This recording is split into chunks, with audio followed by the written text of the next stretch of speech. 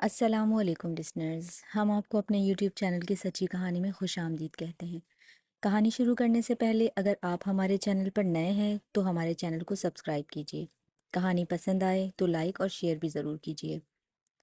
میری شادی آرزو سے ہوئی۔ شادی سے پہلے ہم دونوں اجنبی نہیں تو ایک دوسرے سے شناسا بھی نہیں تھے۔ منگنی کے بعد ہم دونوں نے ایک دوسرے کو دیکھا ضرور تھا، لیکن گفتگو کا موقع نہیں ملا تھا۔ اصل میں ہماری محبت شادی کے بعد پروان چڑھی۔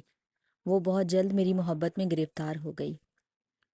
اس کی محبت بڑی والہانہ تھی۔ ایک طرح سے وہ میری دیوانی تھی۔ وہ مجھے اس قدر چاہنے لگی تھی کہ 1 منٹ کی جدائی بھی اسے گوارا نہ تھی۔ اس کی محبت نے مجھے بہت متاثر کیا۔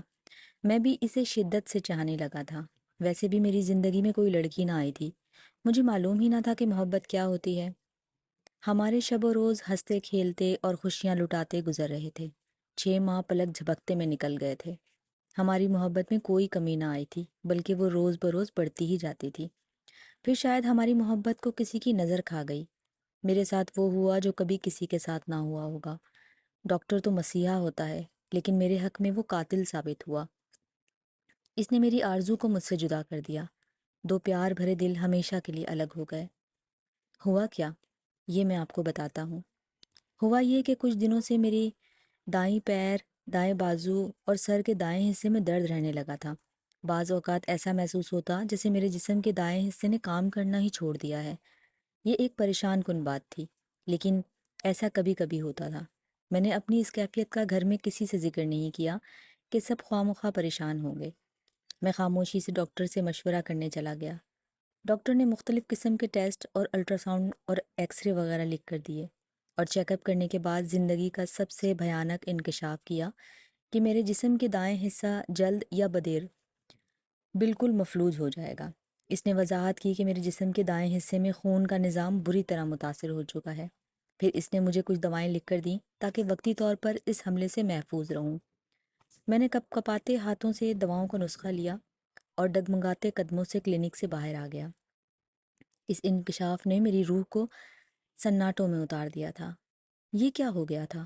ابھی تو ہماری خوشیوں کا آغاز ہوا تھا کہ ڈاکٹر نے اتنی بری خبر مجھے سنا دی۔ وہ شام میری زندگی کی بدترین شام تھی۔ آرزو نے میرا والہانہ انداز میں استقبال کیا، لیکن میں اپنے انداز والہانہ پن نہ پیدا کر سکا۔ آرزو کو دیکھ کر بے اختیار میری آنکھوں میں آنسو امنڈ آئے، لیکن میں نے خود پر قابو پا لیا۔ اپنے آنسوؤں کو روکا، انہیں اندر ہی اندر پی لیا۔ میں نے فیصلہ کیا کہ میں یہ روح فرسا خبر آرزو کو نہیں سناؤں گا۔ میں اس سے اس کے ہونٹوں کی مسکراہٹ، اس کی آنکھوں کی چمک نہیں چھیننا چاہتا۔ میں کئی راتوں سے اپنی سنگین بیماری کے بارے میں سوچتا رہا۔ میں جلد یا بدیر مفلوج ہونے والا تھا۔ میری زندگی تباہ ہونے والی تھی، لیکن میں چاہتا تھا کہ میری بیماری کی سزا آرزو کو کیوں ملے۔ میں یہ بات اچھی طرح جانتا تھا، بلکہ مجھے اس کا 100% یقین تھا کہ وہ میری محبت میں اپنی ساری زندگی مجھ پر اپاہج انسان کے ساتھ گزار دے گی، مگر میں ایسا نہیں چاہتا تھا۔ میں نہیں چاہتا تھا کہ وہ میری خاطر اپنی بھری جوانی برباد کرے، اپنی زندگی میں آگ بھر لے۔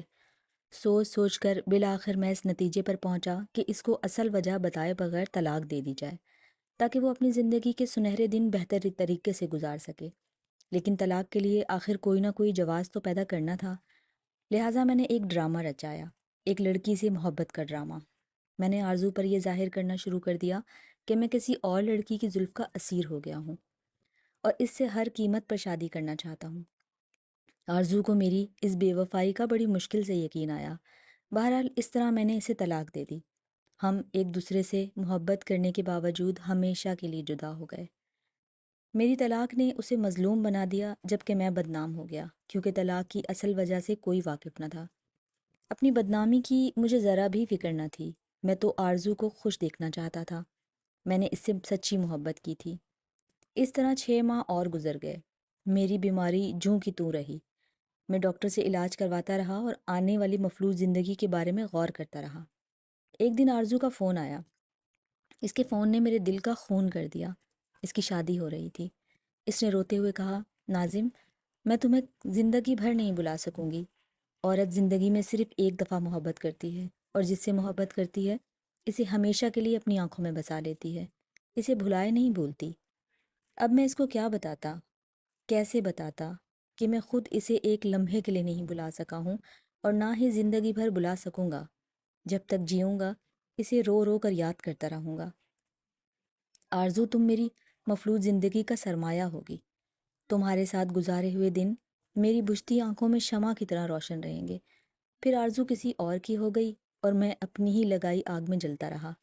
ایک روز اچانک میرے ایک بچپن کے دوست اشفاق سے ملاقات ہو گئی، جو کئی سالوں کے بعد وطن لوٹا تھا۔ اس سے بہت سی باتیں ہوئیں، اس کے سامنے میں نے اپنا دل کھول کر رکھ دیا۔ میرا دل بھرا ہوا تھا، میں نے وہ سب کچھ بتا دیا جسے میں نے اب تک راز رکھا ہوا تھا۔ وہ مجھے زبردستی ایک دوسرے ڈاکٹر کے پاس لے گیا۔ اس نے میرا تفصیلی معائنہ کیا، ٹیسٹ کروائے، الٹرا ساؤنڈ کیا، پھر ان رپورٹوں کو بغور دیکھا اور اپنا فیصلہ سنایا۔ اس کا فیصلہ میرے لیے بڑا جان لیوا تھا۔ اس نے کہا کہ میں بالکل ٹھیک ہوں، میرے مفلوج ہونے کے قطعاً کوئی خطرہ نہیں ہے۔ ہاں، یہ ٹھیک ہے کہ نظام خون میں کبھی کبھی رکاوٹ پیدا ہو جاتی ہے، جس کی وجہ سے جسم سن ہو جاتا ہے۔ اس نے پرانی دوائیں تمام بند کر دیں، نئی دوائیں لکھ کر دیں، ہلکی ورزش کرنے کا مشورہ دیا۔ اب بالکل ٹھیک ہوں، مجھے کوئی بیماری نہیں، لیکن میرا دل ویران ہو گیا ہے۔ اشفاق کہتا ہے کہ میں دوسری شادی کر لوں۔ میں جانتا ہوں کہ مجھ بدنام آدمی کو کون اپنی بیٹی دے گا، جس نے ایک محبت کی خاطر اپنی بیوی کو چھوڑ دیا۔ وہ آئندہ بھی کسی کی محبت میں گرفتار ہو کر اپنی دوسری بیوی کو بھی چھوڑ سکتا ہے۔ اب میں کس کس سے اصل حقیقت بیان کرتا پھروں گا؟ میری بات پر کون یقین کرے گا؟